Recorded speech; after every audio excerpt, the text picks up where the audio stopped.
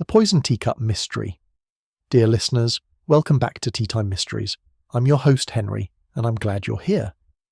Wherever you're listening from across Asia, these cozy Miss Marple mysteries bring us together. Tonight's story was chosen by our community. Thank you for being part of this journey. Don't forget to subscribe and let me know where you're listening from. Now, pour your tea and let's begin. Chapter 1. A cup of perfectly ordinary tea. St Aldwyn's-on-the-Downs prided itself on being a village where nothing ever quite happened. Its cottages leaned companionably toward one another, roses clambered with cheerful abandon, and the green unfurled each summer like a well-worn carpet, laid out for fates that were themselves rehearsals of reassurance. There was always cake, there was always tea. There was always the sense, warm, communal, unexamined, that the world beyond the hedgerows was far more dangerous than anything that could possibly occur here. On the afternoon in question, the ladies' benevolent circle had outdone itself. Tables were set beneath the chestnut trees with lace cloths rescued from drawers and aired for the occasion.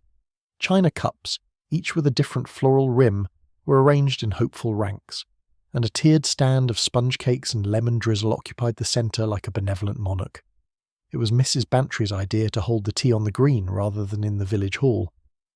Fresh air improves the spirits, she had said, and several people had nodded, though they could not quite have said why. Miss Jane Marple, seated a little apart on a wicker chair that had been brought especially for her, accepted a cup from young Clara Higgins with a smile of gratitude. She wore a pale cardigan against the breeze, and had arranged her knitting neatly at her feet. From time to time she glanced up, her mild blue eyes observing the scene with a gentle, almost absent air. No one noticed her noticing. Sir Lionel Pemberton arrived late, which was not unusual. He had a way of entering gatherings as if they were already indebted to him for his presence. Tall, spare, and immaculate in a light summer suit, he greeted the women with practised charm, his voice pitched just loud enough to be overheard. He was, after all, a man of importance, retired from a senior position at the Colonial Office, the owner of Pemberton House on the hill, and a benefactor to the village in a manner that was frequently mentioned by himself. "Ah, Mrs. Bantry," he said, accepting a cup from her hand, "you have outdone yourself. One almost forgets the troubles of the world in such a setting."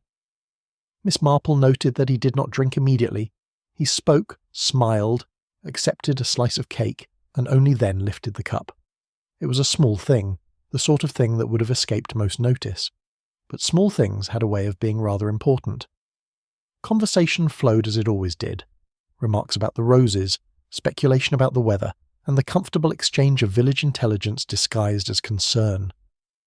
The talk turned, inevitably, to the Pemberton estate. Sir Lionel had announced, quite casually, that he intended to make certain changes. "Modernisation," he had said. "Necessary, I'm afraid. Sentiment is all very well, but one must be practical." There were murmurs at this. The estate employed several villagers, and rumours had already begun to circulate about redundancies and altered arrangements. Mrs. Weaver, who kept the post office, pursed her lips. Reverend Holt adjusted his spectacles. Mrs. Finch, whose nephew worked in the Pemberton Gardens, said nothing at all, but her knuckles whitened around her cup. Sir Lionel took a sip of tea. It happened so quietly that for a moment no one understood what they were seeing. He set the cup down with exaggerated care, as if placing it were a matter requiring great concentration. Then his face, which had been pink with self-satisfaction, drained of colour. His hand went to his throat. "My dear fellow," began Reverend Holt, rising halfway from his chair. Sir Lionel did not answer. He swayed, made a curious choking sound, and collapsed onto the grass. There was a scream, Mrs. Finch's, sharp and involuntary. Chairs scraped, cups shattered. Mrs. Bantry knelt at once, calling for water, for help, for something. Clara Higgins stood frozen, her tray slipping from her fingers. The cake stand tipped, scattering crumbs like confetti. Miss Marple did not move. She watched. Within minutes, though it felt longer, the village was in motion. Someone ran for Dr. Ellison. Someone else fetched the constable. Sir Lionel lay very still, his features oddly composed as if he had chosen to rest there. When Dr. Ellison arrived and knelt to examine him, there was a brief, grave silence. "I'm afraid," the doctor said at last, standing, "that Sir Lionel is dead." The word fell like a stone into water, sending ripples through the crowd. Dead. At a village tea, under the chestnut trees. It was unthinkable. "Heart?" said Mrs. Weaver promptly. "He was always a bit red in the face." Dr. Ellison hesitated. "Possibly," he said, "but I'd prefer not to speculate." Speculation, however, was already underway. By the time the police arrived, Inspector Collier from the nearby market town, half the village had decided that it was a natural death, and the other half that something was very wrong indeed. Inspector Collier was a solid man with a habit of listening carefully and speaking little. He took in the scene, asked his questions, and accepted the doctor's quiet suggestion that further examination would be necessary. Sir Lionel's cup lying on its side near his hand was noticed then. "Poison?" whispered someone with a thrill of fear and excitement. Mrs. Bantry protested at once. "Nonsense! We all had the same tea." Miss Marple looked down at her own cup. It was untouched. She remembered, with peculiar clarity, that she had been distracted just as she was about to drink, by a remark from Mrs. Finch, by a dropped stitch in her knitting. She set the cup aside now with a faint, thoughtful frown. As the crowd thinned and the green returned to a semblance of calm, Miss Marple remained seated. Inspector Collier approached her eventually, prompted by Mrs. Bantry, who spoke of Miss Marple's long residence in the village and her talent for remembering details. "Miss Marple," said the inspector politely, "you were present the whole time?" "Yes, indeed," she said. "It was a very pleasant afternoon, up until, of course." She gestured delicately toward the spot where Sir Lionel had lain. "Did you notice anything unusual?" Miss Marple considered. "People are always unusual, Inspector. That's what makes them so interesting." He smiled despite himself. "I meant anything out of the ordinary," she nodded. Sir Lionel was quite out of sorts, I thought. Talking a great deal. One often finds that when people are about to make changes, they feel the need to explain themselves.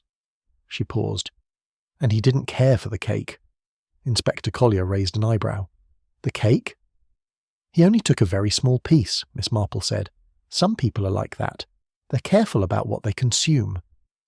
The inspector made a note, though it was not clear what use it might be. As he moved away, Miss Marple watched the villagers disperse in small knots, already exchanging theories. She picked up her knitting at last and began to count stitches, her mind quietly replaying the afternoon, the cup, the delay, the careful placing of china on grass. It was, she thought, very rarely the extraordinary that explained such things. Much more often, it was the perfectly ordinary, observed just a little more closely than most people cared to do. And somewhere in St. Albans-on-the-Downs, beneath the chatter and the shock, a secret had begun to stir. Chapter 2. The Village Decides. By the following morning, St. Albans-on-the-Downs had reached a conclusion. It was not perhaps the correct conclusion, but it was a very satisfactory one, and it had the great virtue of being simple. Sir Lionel Pemberton, it was generally agreed, had overworked himself. He had been a proud man, inclined to excess, too many rich dinners, too little rest, and a temper that flared when contradicted. The excitement of the tea, combined with the strain of announcing his plans for the estate, had proved too much for his heart. Tragic, yes, shocking, certainly, but not mysterious. Mrs. Weaver conveyed this opinion to every customer who entered the post office, lowering her voice appropriately. "Dr. Ellison wouldn't say so outright, of course," she added, but one could see what he was thinking. At the butcher's, the explanation was more pointed. "He upset a lot of people, did Sir Lionel," said Mr. Phelps, rapping chops with unnecessary vigour. "Change things too fast, you ask for trouble. Still, dead is dead." Only at the vicarage did the conversation hesitate. Reverend Holt, earnest and conscientious, felt that something about the affair troubled him, though he could not have said precisely what. He had noticed Sir Lionel's expression, surprise rather than pain, and the odd stillness that followed, yet even he found himself soothed by the village consensus. It was easier to accept a frail heart than a murderous hand. Miss Marple, meanwhile, was engaged in her own quiet routine. She breakfasted on toast and marmalade, watered her geraniums, and settled herself by the front window with her knitting. From there, she could see the path that led past her cottage, and she observed, with mild interest, how often it was used that morning. Mrs. Finch passed twice, her eyes red-rimmed, her steps brisk and determined. Clara Higgins hurried by once, clutching a basket, her face pale. Later, Mrs. Bantry paused to speak with Dr. Ellison at the gate, both of them glancing unconsciously toward the village green, as though expecting to see the scene replay itself. People behaved very much as they always did after an upset, Miss Marple reflected. Some talked incessantly, some avoided the subject altogether, and some, often the most interesting, became very busy indeed. Inspector Collier arrived just before noon, accompanied by Sergeant Bell. They went first to Pemberton House, a large, gracious building that now seemed oddly subdued. The blinds in Sir Lionel's study were drawn. The staff moved quietly as though sound itself might be disrespectful. Miss Marple learned all this later, of course, but she could have predicted much of it. What she could not predict, but noted with interest, was Inspector Collier's decision to call on her that afternoon.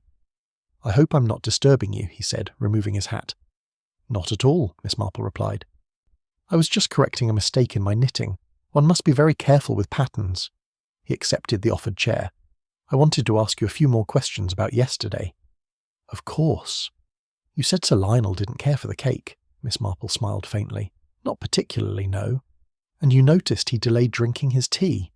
"Yes." Inspector Collier leaned forward slightly. "Do you think that was important?" "I think," Miss Marple said gently, "that people rarely do things without a reason. The reason may be trivial, or it may not. One can only tell by considering it alongside other small things." He nodded. "The doctor has taken samples from the cup." "And the teapot?" Miss Marple asked. "Yes, and the milk jug." She clicked her needles together. "How very thorough." "There is," he said carefully, "a possibility we must consider." "Murder?" said Miss Marple serenely. He studied her face. "You don't seem surprised." "Oh, I am," she said. "Terribly surprised. It's just that surprise doesn't prevent one from recognizing a pattern. Poison, if it was poison, would require opportunity and intention." Inspector Collier sighed. Sir Lionel was not universally liked. "Very few people are," Miss Marple said, "those who generally haven't done very much." He smiled again, despite himself. "We've already had several suggestions as to who might have wished him harm." "I'm sure you have." "Mrs. Finch, for one. Her nephew stood to lose his position." "Yes," said Miss Marple thoughtfully, "though Mrs. Finch is not, I think, a woman who acts impulsively. She frets, she worries, she waits." "And Clara Higgins?" Miss Marple's needles paused. "Poor child, she served the tea." "She did. And that alone is enough to make people suspicious," Miss Marple said. "In villages especially. Proximity is often mistaken for guilt." Inspector Collier rose. "You have a very clear way of looking at things, Miss Marple." "It comes of living in one place a very long time," she said. "You begin to see how little human nature changes." After he left, Miss Marple sat for some time without knitting. Her mind was on the tea service, the way the cups had been arranged, the manner in which Clara had moved among the tables. She recalled, quite distinctly, that Sir Lionel's cup had not been filled from the teapot first. He had arrived late. His tea had been poured after several others. Later that day the news spread that Dr. Ellison had found traces of poison. The village reacted as villages always do, with excitement carefully cloaked in horror. Doors opened, curtains twitched. Theories multiplied like rabbits. By evening, there were at least 3 versions of how it must have happened, each more elaborate than the last. The police presence increased. Sergeant Bell took statements. Inspector Collier listened. And gradually, almost inevitably, attention settled on Clara Higgins. "She handled the cups," Mrs. Weaver said, with a sigh that suggested regret rather than conviction. "And she's always been a bit quiet." Clara, it emerged, had once been reprimanded by Sir Lionel for carelessness. A small thing, perhaps, but it grew in the telling. By the next day it had become a humiliation, a threat, a motive. Miss Marple encountered Clara that evening sitting alone on a bench near the green. The girl's hands were clasped tightly in her lap. "Good evening, my dear," Miss Marple said, seating herself beside her. Clara flinched. "Good evening, Miss Marple." "It's been a trying time," Miss Marple said. "Village events so rarely turn out badly. One is unprepared." Clara nodded, tears welling. "They think it was me." "People think many things," Miss Marple said kindly. "Most of them are wrong." Clara looked up, hope flickering briefly in her eyes. Miss Marple gazed across the green, now peaceful once more. "Tell me," she said softly, "when you poured Sir Lionel's tea, Did anything strike you as odd? Clara hesitated. He didn't want sugar, she said at last. Most people do. He told me so quite sharply. Miss Marple nodded. Sugar. Another small thing. As she walked home later, the air cool and still, Miss Marple reflected that the village had chosen its suspect far too quickly, and when people were too eager for answers, they often overlooked the very clues that lay plainly before them. The pattern, she thought, was only just beginning to show itself. Chapter 3. A convenient culprit. By Wednesday, suspicion had acquired a shape and a name. It was remarkable, Miss Marple thought, how swiftly uncertainty crystallized into conviction once people were given someone to look at. Clara Higgins, quiet, pale, and painfully young, had become the village's unspoken agreement. No one accused her outright, of course. That would have been unkind. Instead, they spoke of her unhappiness, her nerves, her position. Words like stones, carefully placed. Miss Marple encountered the evidence of this as she made her way to the shops that morning. Mrs. Weaver paused in mid-sentence as Miss Marple entered the post office, then resumed in a voice lowered just enough to suggest discretion. Very upset, the poor girl, and naturally when one's upset one may not always think clearly. Naturally. Outside, Miss Marple met Mrs. Finch, who stopped abruptly, as though caught doing something she could not quite justify. "They're saying dreadful things," Mrs. Finch said at once, her voice sharp with agitation. "About Clara." "Yes," said Miss Marple, "they would." Mrs. Finch frowned. "You don't think—" "I think," Miss Marple said gently, "that people prefer explanations that don't disturb them too deeply." Mrs. Finch looked puzzled, but said nothing more. She hurried on, her handbag clutched tightly under her arm. At the Green, Inspector Collier and Sergeant Bell were speaking with several villagers. Their manner was patient, almost indulgent, but Miss Marple could sense a subtle shift. The inspector had begun to look less for information and more for confirmation. She seated herself on a nearby bench and busied herself with her knitting. The position afforded her an excellent view of the proceedings, and more importantly, allowed people to forget her presence entirely. Clara Higgins arrived shortly thereafter, summoned, Miss Marple suspected. She walked slowly as though each step required decision. Sergeant Bell spoke to her first, his voice kindly but firm. Inspector Collier watched her closely. Miss Marple observed the girl's posture, the way she folded in on herself, the way her eyes darted instinctively toward the ground. Fear, yes. But fear of what? Precisely. Fear of guilt discovered, or fear of blame imposed? When Clara left, her face blotched and her breathing uneven, Miss Marple laid her knitting aside and approached Inspector Collier. "You've been talking to Clara?" she said pleasantly. "Yes." "She's very young," he sighed. "So she is. That doesn't make her incapable." "No," Miss Marple agreed, "but it does make her more likely to panic." He looked at her sharply. "You think she's panicking?" "I think," Miss Marple said, "that when people feel cornered, they behave in ways that appear suspicious. It's a very common mistake to assume that nervousness implies guilt." "And you don't think she did it?" Miss Marple smiled faintly. "I didn't say that." Inspector Collier folded his arms. "We've established that Sir Lionel's tea contained poison, not in the teapot, not in the milk, not in any other cup, only his." "Very selective," Miss Marple murmured. "Which suggests," he continued, that the poison was added to his cup alone. And Clara served him. She did." Miss Marple picked up her knitting again. "Did she pour the tea?" "Yes." "And did she prepare it?" "No. Mrs. Bantry oversaw that." Miss Marple nodded. So Clara had opportunity, but so did anyone who had access to that cup. Inspector Collier's expression hardened slightly. "The cup was on the tray." "Yes," said Miss Marple, "and trays are carried." He hesitated. "You're suggesting—" "I'm suggesting nothing," Miss Marple said mildly. "I'm only thinking aloud. It's a habit of mine." That afternoon news reached the village that Clara Higgins had been formally questioned at the station. Though she was not charged, the effect was immediate. Pity mingled with suspicion, creating a most uncomfortable atmosphere. Miss Marple spent the evening with Mrs. Bantry, who was deeply distressed. "I feel responsible," Mrs. Bantry said. "If only I hadn't insisted on the tea, if only I'd noticed. Something." Miss Marple sipped her drink. One rarely notices the right thing at the right moment.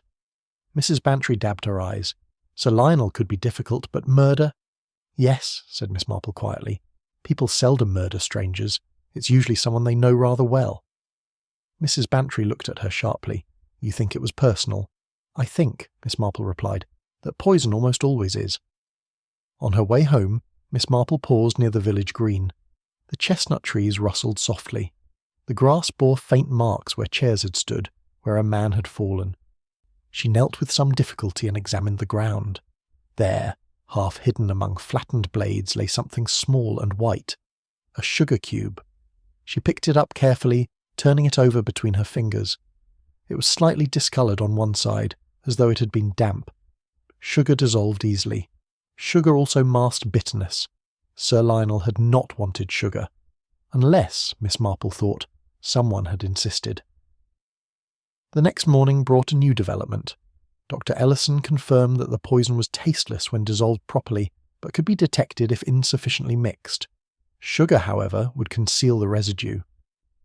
Inspector Collier called on Miss Marple again. You were right, he said reluctantly, about patterns. They do tend to repeat themselves, Miss Marple said. There's something else, he continued. Sir Lionel's housekeeper mentioned that he had been unusually cautious about his food lately, even suspicious. Suspicious of what? Of being poisoned. Miss Marple's needles clicked. That's most interesting. Why would a man fear poison? Miss Marple looked up at him. Because, Inspector, he knew he had enemies, or believed he had made some. And yet, Collier said slowly, he still drank the tea. Yes, Miss Marple agreed, which suggests he believed the danger had passed. Inspector Collier stared at her. Or that he trusted someone. Exactly. By evening, the village had absorbed this new detail and adjusted its theory accordingly. Clara Higgins became less convincing as a villain. She had no reason to earn Sir Lionel's trust. Attention shifted subtly, almost imperceptibly. Old resentments were revisited. Old conversations re-examined. Miss Marple, sitting by her window once more, reflected that the most dangerous person was rarely the one who appeared most aggrieved. It was often the one who seemed most reasonable. Somewhere in St. Aldwyn's on the Downs, someone had offered Sir Lionel a cup of tea and reassurance, and that, Miss Marple thought, was the truly poisonous thing of all. Chapter 4. Old quarrels and polite smiles. Once doubt entered the village mind, it did not remain neatly confined. It seeped, quietly, persistently, into conversations that had nothing, ostensibly, to do with murder. People remembered remarks they had dismissed at the time. They reconsidered silences. They looked for the first time in years at familiar faces and wondered what lay beneath them. Miss Marple observed this with the calm of one who had seen it all before. She was visiting Mrs. Phelps that afternoon, ostensibly to discuss a pattern for crocheted antimacassars. Mrs. Phelps, plump and red-cheeked, had always struck Miss Marple as a woman who knew a great deal more than she ever admitted. It's dreadful business, Mrs. Phelps said, pouring tea with unnecessary vigour. But then, Sir Lionel had enemies, more than people like to say. Yes, Miss Marple prompted. Well, Mrs. Phelps lowered her voice. There was the matter of the lease. Old Mr. Cartwright's son, Thomas, he's been renting that cottage near the stream for years. Sir Lionel meant to sell it off, no warning at all. That must have been upsetting. Upsetting? Mrs. Phelps sniffed. It ruined him. Thomas had plans, always does. Never quite works out. Miss Marple nodded. She had known many Thomases. And then there was Mrs. Ellison, Mrs. Phelps continued, warming to her theme. Not the doctor's wife. No, his sister. She had money invested with Sir Lionel, promised returns that never quite appeared. Did she complain? Oh, bitterly, but always very politely. Miss Marple smiled. Politeness, she reflected, was often the most dangerous disguise. As she left, Miss Marple encountered Thomas Cartwright himself standing near the butcher's shop. He was a tall man with stooped shoulders and restless hands. He greeted her awkwardly, then seemed to reconsider and spoke. They say he was poisoned. Yes, Miss Marple said gently, and they say... He broke off, swallowing. They say a lot. They do, Miss Marple agreed. He glanced around. I never wished him dead. I want that known. I'm sure, Miss Marple said kindly, that no one doubts it. He laughed harshly. You don't know this village? She did, of course. Very well indeed. Later that day, Miss Marple paid a call on Pemberton House. invited by the housekeeper Mrs. Reynolds, who had served there for over 20 years. Mrs. Reynolds was a woman of impeccable posture and impeccable discretion, though the strain of recent events showed in the tightness of her mouth. Sir Lionel was not an easy man, Mrs. Reynolds said carefully as they sat in the immaculate drawing-room, but he was fair, very fair. Miss Marple murmured agreement. He had been under pressure lately, Mrs. Reynolds continued. Letters, telephone calls. I advised him not to worry himself, but... She paused. He had decided to make peace. Make peace? Miss Marple echoed. Yes. He said it was time to settle matters, to put things right. That sounds very sensible, Miss Marple said. Mrs. Reynolds hesitated. He mentioned a meeting, someone he intended to speak with at the tea. Miss Marple's eyes sharpened. Did he say who? No, only that it would be... She searched for the word. Discreet. Miss Marple rose shortly afterward, thanking Mrs. Reynolds. As she walked home, she considered this new information. A man afraid of poison, yet determined to attend a public gathering. A man intending reconciliation. It narrowed the field considerably. That evening, Inspector Collier called a meeting at the village hall. It was, officially, an opportunity to reassure the community. Unofficially, it was a way to watch them. Miss Marple sat near the back, knitting in hand, her gaze drifting gently from face to face. Clara Higgins sat beside Mrs. Finch, pale but composed. Thomas Cartwright leaned against the wall, arms folded. Mrs. Ellison sat very straight, her expression one of injured dignity. Inspector Collier spoke calmly, explaining that the investigation was ongoing and that cooperation was essential. There were murmurs of assent, then questions, carefully phrased, politely delivered. Is it true, asked Mrs. Weaver, that Sir Lionel knew his life was in danger? Inspector Collier did not answer directly. Sir Lionel had concerns, he said. Concerns we are examining. Miss Marple noticed a flicker of reaction, very slight, on Mrs. Ellison's face. Not fear, relief. After the meeting, Miss Marple lingered. Mrs. Ellison approached her almost at once. Miss Marple, she said warmly, such a terrible shock for us all. Indeed, Miss Marple replied. You were close to Sir Lionel? No, said Miss Marple. I knew him only as one knows people in a village. Mrs. Ellison smiled thinly. He could be very persuasive. Yes, Miss Marple agreed. Some people mistake persuasion for kindness. Mrs. Ellison stiffened almost imperceptibly. As they parted, Miss Marple reflected on the curious fact that Mrs. Ellison had not asked a single question about the investigation. She seemed, Miss Marple thought, remarkably at ease. That night Miss Marple reviewed the facts carefully. Sir Lionel had intended to make peace. He trusted someone enough to drink tea. The poison had been concealed with sugar, something he usually avoided. Someone had persuaded him to accept it, and someone had benefited from his death. The next morning brought yet another twist.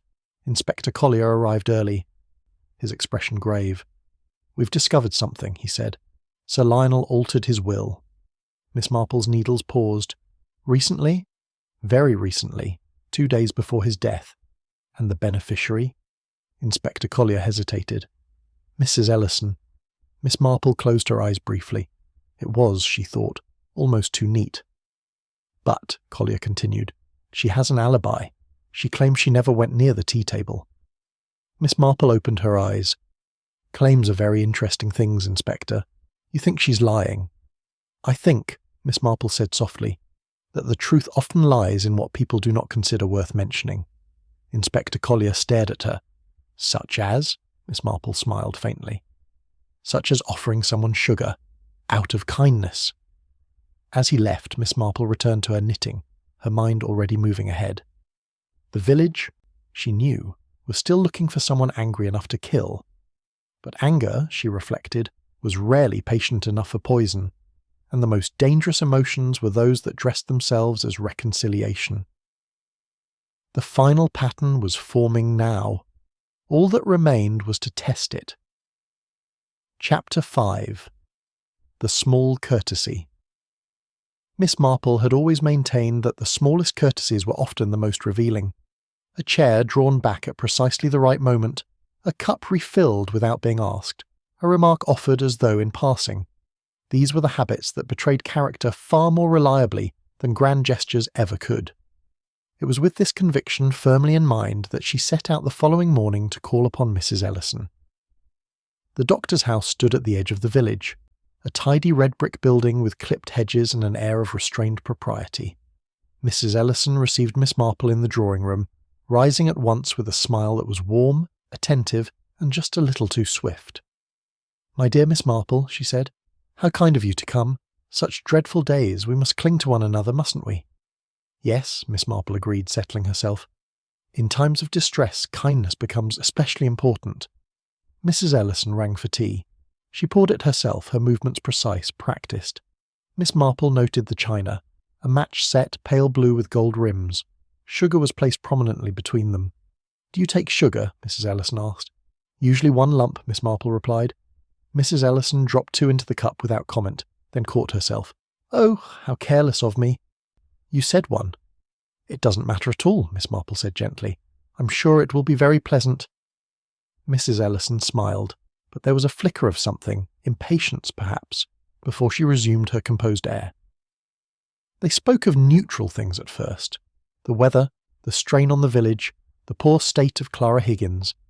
Mrs. Ellison expressed sympathy readily, though always at a slight remove. "It must be dreadful for her," she said. "But then, one must remember how easily accidents happen." "Accidents," Miss Marple echoed softly. Mrs. Ellison tilted her head. "You don't think it was an accident?" "I think," Miss Marple replied, "that accidents rarely involve careful preparation." Mrs. Ellison laughed lightly. "You sound like the inspector." "He has a difficult task," Miss Marple said, "sorting truth from convenience." Mrs. Ellison's fingers tightened briefly around her teacup. "I suppose," she said, "you've heard about the will?" "Yes," Miss Marple said. "Sir Lionel wished to put things right." Mrs. Ellison's eyes softened. "He had wronged me, you know, years ago. A foolish investment. I trusted him. And he wished to make amends." "So he said." Mrs. Ellison sighed. "I never pressed him. I believe in patience." "Yes," said Miss Marple. "Patience can be very useful." As she left, Miss Marple felt quietly satisfied. Mrs. Ellison had not asked her once whether she took sugar habitually. She had assumed, just as she must have assumed with Sir Lionel, that a small indulgence would be accepted. Later that day, Miss Marple encountered Clara Higgins again, this time in Mrs. Bantry's kitchen, where the girl was helping scrub cups that had been brought in from the green. "Tell me, Clara," Miss Marple said, "when you served Sir Lionel, did anyone speak to him just beforehand?" Clara frowned. "Yes, Mrs. Ellison did." "What did she say?" "She asked if he was feeling better," Clara said. "He looked nervous. She laughed and said he mustn't imagine enemies everywhere. Then she offered him sugar, said it would settle him." Miss Marple nodded. "And did he accept?" "Yes. He hesitated, but she insisted, said she always took 2. That evening, Miss Marple wrote a short note to Inspector Collier requesting a private word. He arrived the next morning, his expression weary but attentive. "I believe," Miss Marple said, "that Mrs. Ellison added the poison herself." Collier stiffened. "She insists she never went near the cups." "She didn't need to," Miss Marple said. "The sugar was enough." She laid out her reasoning carefully. Sir Lionel's fear of poisoning, his avoidance of sugar, Mrs. Ellison's intimate knowledge of his habits, and her opportunity to insist on a small, seemingly harmless courtesy. The poison, Miss Marple concluded, was on the sugar cube, easily prepared in advance, easily concealed, and easily dismissed as kindness. Inspector Collier was silent for a long moment. "We'll need proof," he said at last. Miss Marple smiled. "Then you must give her the chance to repeat herself." They arranged it that afternoon. Inspector Collier invited Mrs. Ellison to Miss Marple's cottage, under the pretext of a small reconciliation, an attempt, he said, to soothe village tensions. Miss Marple poured the tea. Mrs. Ellison watched closely. "Do you take sugar?" Miss Marple asked Inspector Collier innocently. "1 lump," he said. Miss Marple reached for the bowl. Mrs. Ellison's hand shot out. "Oh no," she said quickly. "You want 2. It takes the bitterness away." The silence that followed was very deep. Inspector Collier turned slowly toward her. "How did you know I dislike bitterness?" Mrs. Ellison's face drained of colour. I was only..." You were only repeating a habit, Miss Marple said softly. The same habit you used with Sir Lionel. Mrs. Ellison's composure cracked at last. He ruined me, she said sharply. He lied. And then he thought he could soothe everything with a will and a cup of tea. Inspector Collier rose. Mrs. Ellison, I'm placing you under arrest. When it was over, Miss Marple sat alone once more, her knitting resting in her lap. Inspector Collier paused at the door. You set a trap. No, Miss Marple said. I merely allowed her to be herself. He shook his head. All for a lump of sugar. Miss Marple smiled faintly. One must never underestimate the power of small courtesies, Inspector. They reveal far more than people intend. Outside, St. Aldwyn's-on-the-Downs went about its business once more, relieved to have its certainty restored, and Miss Marple, ever composed, returned to her stitches, reflecting, as she so often did, on how easily kindness could be made lethal in the wrong hands. Chapter 6. Quiet ripples. In a village such as St. Aldwyn's-on-the-Downs, events never truly ended. They merely subsided. Like stones dropped into a pond, they sent out ripples that lingered long after the surface appeared calm once more. The arrest of Mrs. Ellison was, at first, received with a stunned disbelief that quickly gave way to a more comfortable reaction, retrospective certainty. I always thought there was something about her, Mrs. Weaver declared at the post office, only hours after the news became public. Too composed, if you ask me. Grief ought to show itself. Others recalled her polite manner, her careful speech, her air of injured dignity. All these things, once considered virtues, were quietly rearranged into signs of guilt. The village did not dwell long on its earlier enthusiasm for Clara Higgins as a suspect. That, like many collective judgments, was best forgotten. Clara herself remained withdrawn for several days. Miss Marple encountered her one afternoon near the green, where the chestnut trees now stood serenely, as though nothing remarkable had ever happened beneath them. They've stopped looking at me, Clara said hesitantly. I mean, like that. Miss Marple smiled. Villages have short memories where their own discomfort is concerned. Clara hesitated. You believed me? Yes, Miss Marple said. Because you behaved like someone who was frightened, not like someone who was planning. Clara nodded, though she did not entirely understand. She thanked Miss Marple shyly before hurrying away, already eager to return to the safety of being unremarkable. Inspector Collier came to call the following evening. He looked tired but relieved, as men often did when uncertainty had at last given way to clarity. She confessed, he said, accepting the offered chair. Not immediately. But when faced with the evidence, the sugar bowl, the residue, her own words, there was nowhere left to retreat. Miss Marple poured tea. Retreat requires imagination. Some people have none. She said, Collier continued, that she never intended to kill him at the tea, only to frighten him, to remind him of what he'd done to her. Miss Marple stirred her cup. People often say that afterward. But the dose? He shook his head. Too strong? Yes, Miss Marple agreed. Poison is a very unforgiving thing. It doesn't respect intention. Collier studied her. You were certain? No, Miss Marple said. I was merely attentive. He smiled ruefully. That may be the same thing. Sir Lionel Pemberton's funeral took place the following week. It was well attended. Respect in villages was a habit easily resumed. Reverend Holt delivered a measured sermon on forgiveness and the frailty of human judgment. The bells rang. The estate workers stood together, solemn and subdued. Miss Marple watched from a pew near the back. She felt no particular satisfaction, only the familiar melancholy that always accompanied such occasions. Sir Lionel had been a difficult man, but difficulty was not a capital crime. Mrs. Ellison had been wronged, but wrongs did not excuse murder. The balance of things, she reflected, was never quite fair. Afterward, life resumed its accustomed rhythms. The ladies' benevolent circle met again, though this time indoors. There was tea, of course, but the cups were watched a little more closely, and sugar was offered with exaggerated care. Mrs. Bantry leaned toward Miss Marple at one such gathering. I don't think I'll ever host another garden party, Miss Marple smiled. Oh, I wouldn't say that. Time softens most associations. Do you think, Mrs. Bantry asked, lowering her voice, that we might have noticed sooner? Miss Marple considered. Perhaps, but noticing is rarely enough. One must also be willing to understand, Mrs. Bantry sighed. You make it sound so simple. It isn't, Miss Marple said gently, but it is familiar. Inspector Collier left St. Aldwyn's on the Downs shortly thereafter, his work completed. Before he went, he stopped once more at Miss Marple's cottage. I wanted to thank you, he said. Officially, of course. There's no need. There is, he insisted. You reminded me that evidence isn't always found in laboratories. Sometimes it's in habits, in assumptions. Yes, Miss Marple agreed. People assume kindness is harmless. He paused at the door. Will you miss the excitement? Miss Marple smiled faintly. I find excitement rather overrated. After he left, Miss Marple returned to her chair by the window. The path outside was empty. The village lay peaceful under the afternoon light, as though carefully composed. She picked up her knitting and counted her stitches. Patterns, once disrupted, could be restored, but the flaw always remained if one knew where to look. Human nature, Miss Marple reflected, was much the same. Beneath the lace tablecloths and polite smiles, it carried its resentments and its desires, waiting patiently for an opportunity.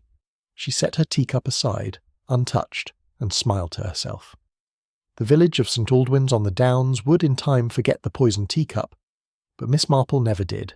She never forgot how easily something ordinary could become deadly, and how often the truth announced itself in the smallest, sweetest of disguises. Chapter 7. The Matter Settled. Almost. If St. Aldwyn's on the Downs had been capable of collective sighing, it would have done so during the week following Sir Lionel Pemberton's funeral. The case, people said, was finished. The guilty party had been identified, removed, and neatly labelled. Order, so carefully cherished in the village, had been restored. And yet, there remained a faint sense of discomfort, like a draught that persisted even after the door had been firmly shut. Miss Marple noticed it at once. It revealed itself in small hesitations, a pause before accepting tea, an unnecessary apology when offering sugar, a glance exchanged between neighbours when certain names were mentioned. The story had reached its ending, but its aftertaste lingered. Mrs. Ellison's departure was swift and discreet. There was no spectacle, no public scene. One morning her curtains remained drawn. By evening the house stood empty, its windows reflecting the sky with an impersonal brightness. Dr. Ellison, who had been away visiting a patient at the time of his sister's arrest, returned briefly to arrange matters and left again, this time for good. Poor man, Mrs. Weaver said with a sigh that contained just enough sincerity to pass inspection. No one expects such things in their own family. Miss Marple, purchasing stamps, merely nodded. She had long observed that people were very quick to pity those who were inconveniently adjacent to guilt, provided, of course, that the guilt was safely contained elsewhere. The ladies' benevolent circle resumed its activities in a cautious spirit. Tea was poured indoors now, and always by the same pair of hands. Clara Higgins had been invited back, encouraged even, but she declined at first, pleading headaches and fatigue. When she did return at last, she was greeted with exaggerated warmth. "You mustn't think," Mrs. Finch said earnestly, pressing a cup upon her, "that we ever really doubted you." Miss Marple, seated nearby, observed that this was not quite true, but also that Clara seemed content to accept the fiction. It was easier, after all, to move forward if the past could be politely rewritten. Inspector Collier wrote once more before the case passed formally into the courts. His letter was brief, factual, and carefully phrased. Mrs. Ellison had pleaded guilty. There would be no trial. The matter, as the law was concerned, was settled. Miss Marple folded the letter and placed it in her writing desk. That afternoon she took a slow walk along the lane that skirted the Pemberton estate. Autumn had begun its quiet work. Leaves lay scattered like dropped letters, their messages already unreadable. The house itself stood silent, its future undecided. Sir Lionel's will, altered as it was, had left a complicated legacy. With Mrs. Ellison removed as beneficiary, much of the estate reverted to distant relations who had never set foot in St. Aldwyn's on the Downs. The tenants waited uneasily. Change, once threatened, now seemed inevitable. Miss Marple paused at the gate and reflected that Sir Lionel's death had not in the end resolved very much at all. It had merely rearranged the difficulties. That evening, Reverend Holt came to call. He was a gentle man, earnest to a fault, and he carried his unease openly. "I keep thinking," he said, accepting a cup of tea, that we ought to have seen it sooner, that we failed, in some way. Miss Marple stirred her cup. We all fail, Mr. Holt, usually by assuming the best. But surely, he insisted, we should expect better of one another. Yes, Miss Marple agreed, and that expectation is precisely what makes betrayal possible. He looked troubled. You make it sound rather hopeless. Oh, no, Miss Marple said kindly. It's merely realistic. One can still be kind. One must simply be observant as well. He smiled faintly, reassured, and soon took his leave. Later, as dusk settled, Miss Marple sat by her window and watched the village lights come on one by one. The familiar pattern returned, Mrs. Weaver closing the post office, Mrs. Bantry drawing her curtains, Clara Higgins passing quickly along the path, her step a little lighter than it had been weeks before. Life, Miss Marple reflected, was extraordinarily resilient, and yet she allowed herself a small private admission: not everything had been said. Mrs. Ellison's confession had been precise, controlled, and carefully limited. She had admitted to poisoning the sugar cube. She had admitted to intending Sir Lionel harm. What she had not admitted, what she had carefully avoided, was the depth of her calculation. Miss Marple had noticed that omission at once. It troubled her, not because it altered the outcome, but because it revealed something essential. Mrs. Ellison had not acted in a moment of passion. She had planned, she had waited, and she had chosen a method that relied upon the victim's trust. Trust, Miss Marple thought, was the most dangerous ingredient of all. She reached for her knitting and resumed her stitches, the familiar rhythm soothing. Outside, the village settled into evening. Somewhere, a kettle was set to boil. Sugar was lifted from a bowl. A cup was filled. Miss Marple smiled, not with satisfaction, but with acceptance. Mysteries she knew did not truly belong to the past. They lingered in habits, in assumptions, in the small ordinary gestures that people performed without thinking. And so long as human nature remained what it was, there would always be another pattern to notice, another perfectly ordinary cup of tea that deserved, at the very least, a second look. Chapter 8. The Unasked Question. For several days after Reverend Holt's visit, Miss Marple found herself returning, quite without intention, she told herself, to one particular moment of the investigation. It was not the discovery of the sugar cube, nor Mrs. Ellison's revealing insistence, nor even the confession itself. It was something much quieter. It was the question no one had asked. Villagers, Miss Marple knew, were very good at answering questions once they had decided which ones mattered. They were far less adept at noticing the gaps left behind, and it was in those gaps that the most interesting truths often lay. She encountered Inspector Collier's successor, Sergeant Bell, one morning near the green. He had returned briefly to finalise paperwork connected with the estate. "Everything quite wrapped up now," he said cheerfully. "Clean case, all told." "Yes," Miss Marple said. "Very clean." He hesitated. "You don't sound convinced." "Oh, I am convinced," she replied. "Just not entirely satisfied." He laughed awkwardly. "There's a difference." There always is. Later that afternoon, Miss Marple paid a visit to Mrs. Reynolds at Pemberton House. The housekeeper was packing away items from Sir Lionel's study, her movements efficient but subdued. "I'm sorting his papers," Mrs. Reynolds explained. "The solicitor asked that everything be catalogued." Miss Marple nodded. Sir Lionel was very particular about his correspondence. "Extremely. He kept copies of everything." Mrs. Reynolds paused, then added, "Everything important, at least." Miss Marple's ears pricked up. "And what?" she asked mildly. "Did he consider unimportant?" Mrs. Reynolds frowned. "Notes, drafts, things he meant to rewrite." "May I see them?" Mrs. Reynolds hesitated only a moment before producing a slim folder. "You may as well. They'll be thrown out otherwise." Miss Marple leafed through the pages carefully. Most were trivial, half-formed letters, abandoned arguments. But one caught her eye. A short note, unsigned, written in Sir Lionel's hand. "I will meet you at the tea. We must speak plainly at last." There was no name. "You said Sir Lionel intended to make peace," Miss Marple said. "Yes, he was quite resolved." "And was he anxious?" Mrs. Reynolds considered. "No, relieved, if anything, as though he believed the matter settled." Miss Marple thanked her and walked home slowly. Relieved. That was what troubled her. Mrs. Ellison's confession accounted for motive and method, but not entirely for Sir Lionel's state of mind. A man who feared poison, who suspected enemies, did not suddenly grow careless unless something had reassured him. Someone had reassured him. That evening Miss Marple invited Mrs. Bantry to tea. "I can't help thinking," Mrs. Bantry said, stirring her cup, "how dreadful it all was, and how clever you were." Miss Marple smiled. "Cleverness is often a matter of patience." Mrs. Bantry leaned forward. "You look as though something's bothering you. Only a small thing." "Well, small things seem to be your specialty." Miss Marple inclined her head. "Tell me, do you recall whether Sir Lionel spoke to anyone privately before the tea began?" Mrs. Bantry frowned. "Privately? No." "Well, yes, perhaps. He arrived early, you know. He walked a little way along the green with Mr. Cartwright."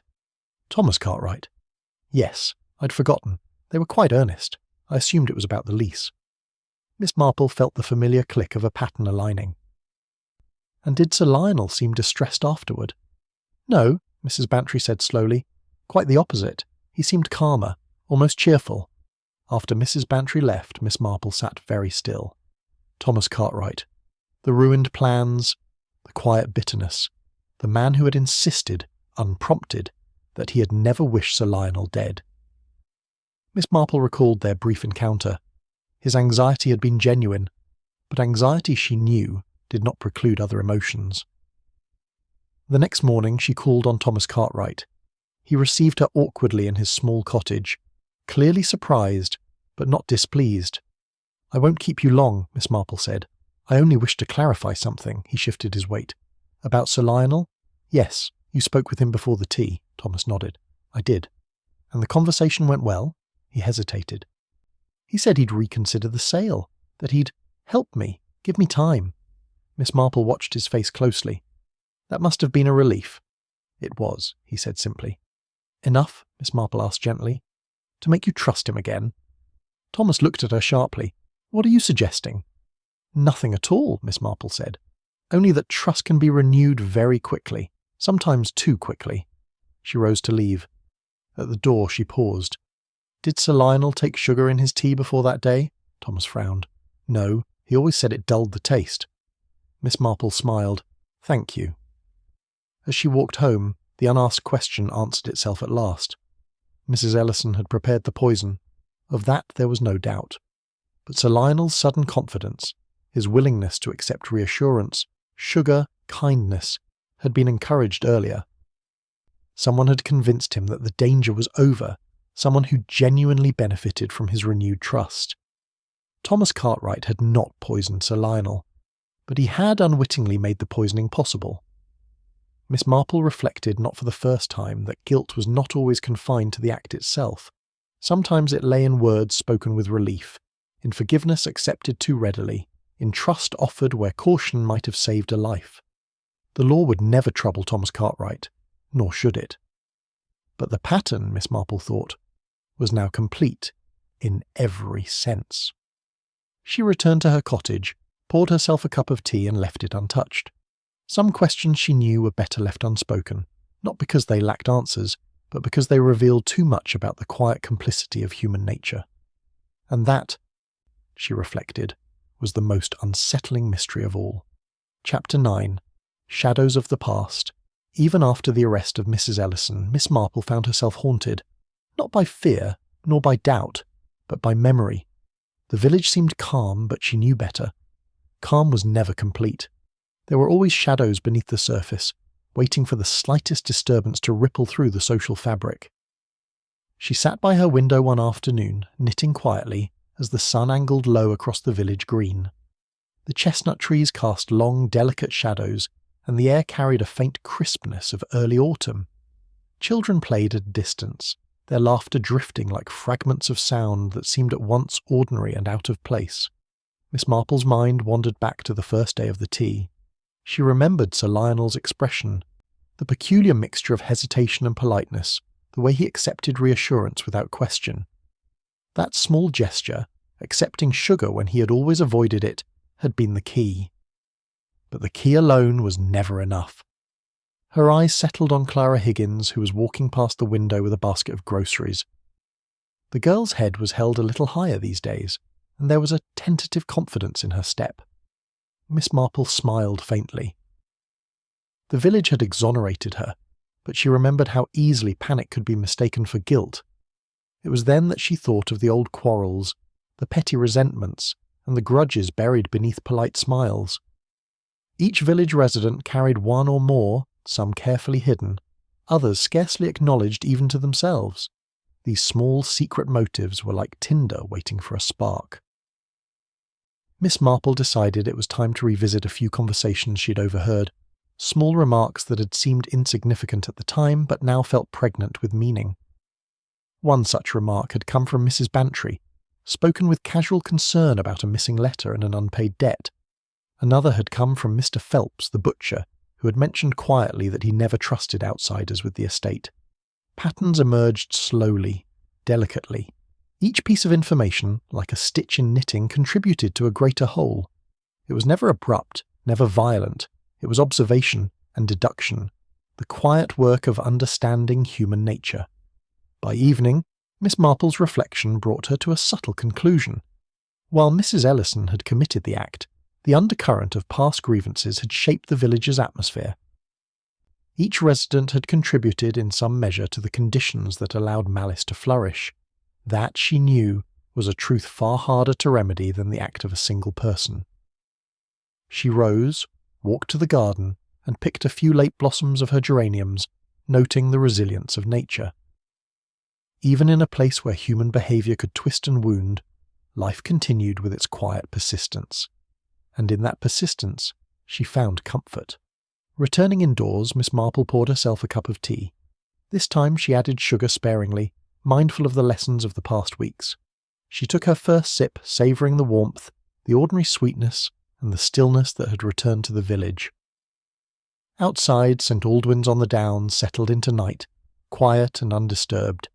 Inside, Miss Marple reflected that human nature, much like the village, had its seasons, some gentle, some stormy, but all part of a pattern that could be studied, understood, and sometimes quietly corrected.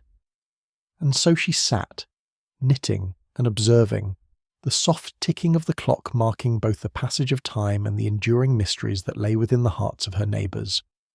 Chapter 10. The Threads Untangle. The days following the revelation of Mrs. Ellison's crime were quieter, yet Miss Marple found that quiet only invited reflection. She sat by the window of her cottage each afternoon, knitting and observing, as was her custom, piecing together threads that had been too fine for anyone else to notice. What troubled her was not the act itself, the poisoning of Sir Lionel, but the precise combination of circumstances that had made it possible. Mrs. Ellison's motive was clear. Her method understood, yet the ease with which Sir Lionel had accepted the fatal tea demanded further contemplation. It was Clara Higgins's account, repeated carefully to Miss Marple during one of their walks along the village lane, that brought a new angle into focus. Sir Lionel had not simply been careless. He had been reassured. Someone had coaxed him into trust.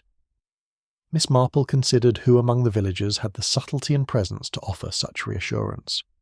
Thomas Cartwright came to mind, the quiet man whose lease had been threatened and whose livelihood hung precariously on the estate's decisions. He had spoken to Sir Lionel briefly, expressing concern but also offering an olive branch. It was in every sense an innocent conversation, yet it had served as the soft hand that allowed Mrs. Ellison's malice to succeed. Not culpable, but inadvertently contributory. Miss Marple also noted Mrs. Bantry's involvement, gentle and protective, her role entirely unconscious. She had ensured that Clara's nerves were soothed, that the tea service proceeded smoothly, that the occasion retained the veneer of civility. In observing the village, Miss Marple realised that acts of kindness, mistrust, ambition, and fear all wove together like strands in a tapestry. Each thread affected the others, and sometimes it took a lifetime of quiet observation to see the pattern clearly. That evening she invited Inspector Collier to tea. He arrived at dusk, the village streets hushed, the lamps casting pools of golden light upon the cobblestones. "I hope I'm not disturbing your peace," he said. "Not at all," Miss Marple replied. "I thought we might review the final arrangements for the case, just for clarity." Collier nodded, pulling a chair close. All is settled officially. Mrs. Ellison will face trial or plead. The rest is up to the village. Yes, Miss Marple said, but one always learns more by reflecting quietly. May I ask you something? Of course. Do you recall the sequence of events leading up to Sir Lionel's tea? Every step, every person involved? He considered. I remember the service, the guests, and the timing. Why? Because, Miss Marple said softly, it is in the small actions that truth is often hidden. Someone reassured him. Someone encouraged him to accept sugar. That act, so innocent in appearance, carried consequences he could not foresee. Collier frowned. You mean the sugar itself? Yes, said Miss Marple. It was not the sugar alone.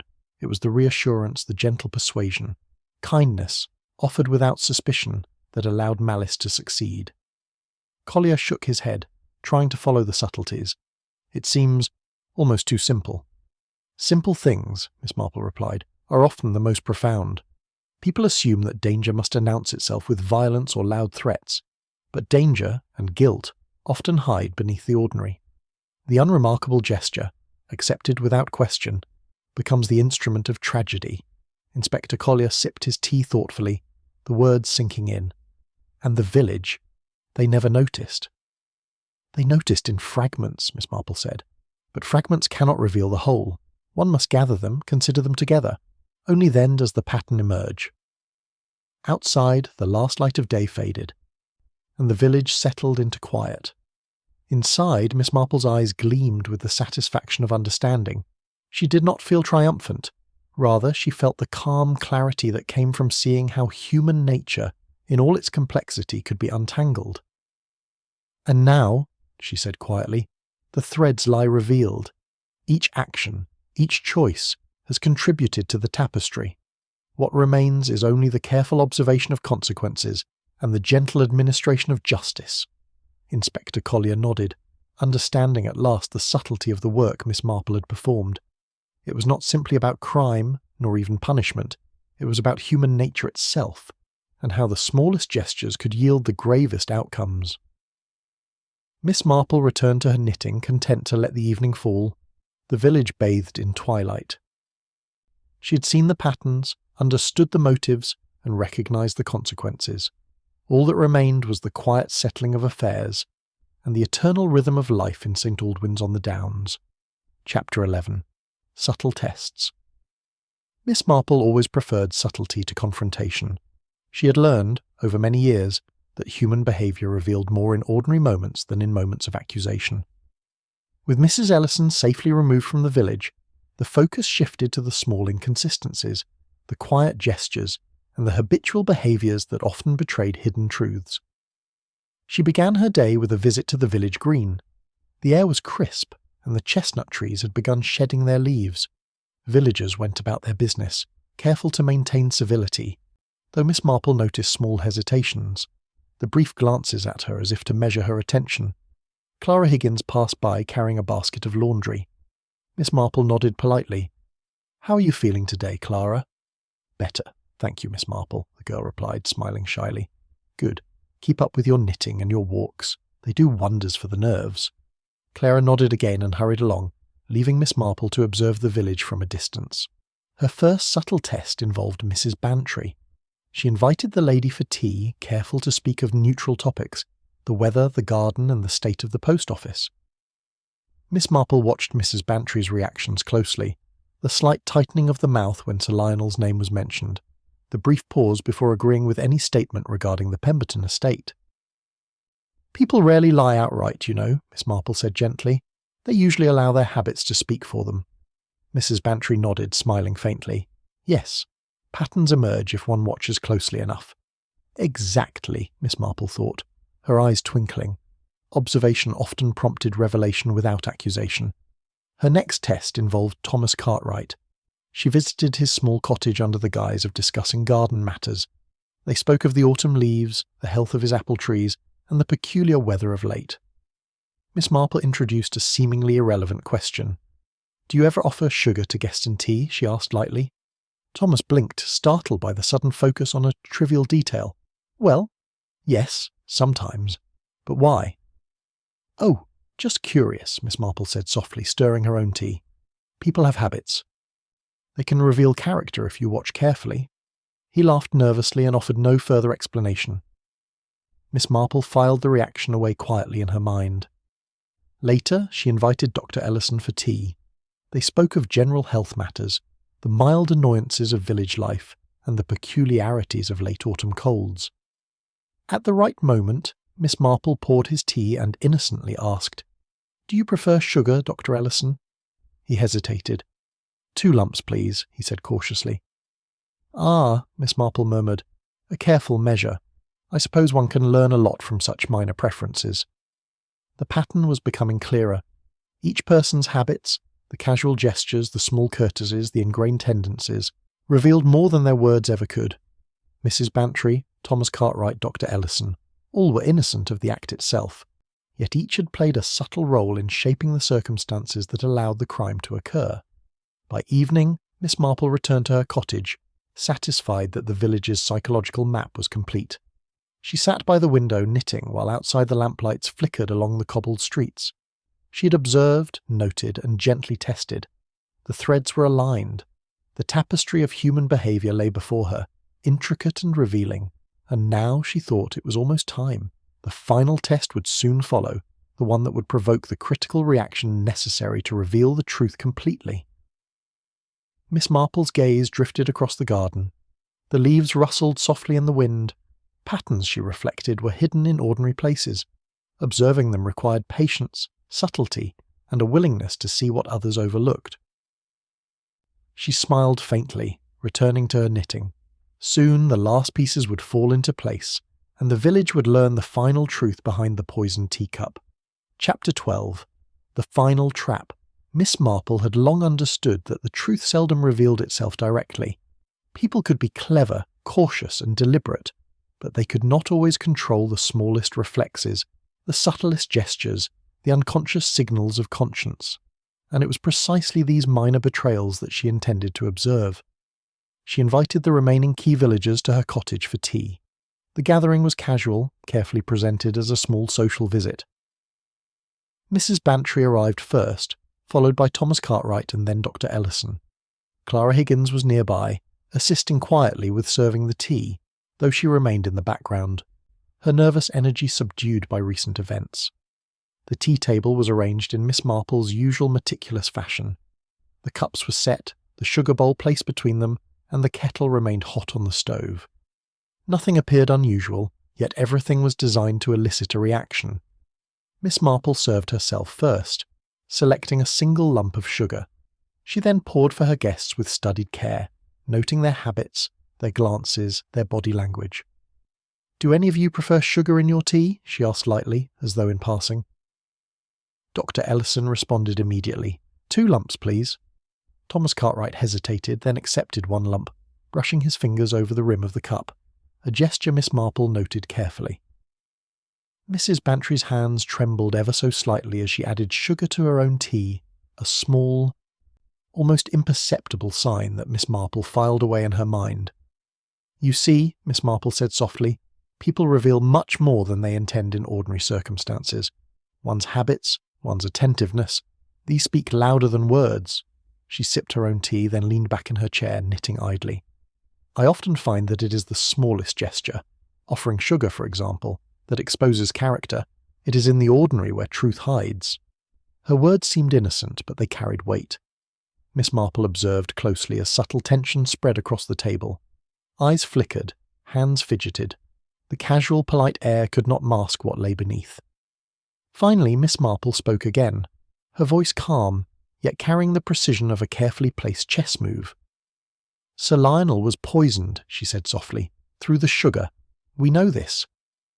The method was subtle, designed to escape suspicion, and yet the person responsible was betrayed, not by their words, but by the habits that betrayed intention.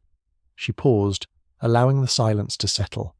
Then she turned her gaze toward Mrs. Bantry, who shifted in her chair ever so slightly.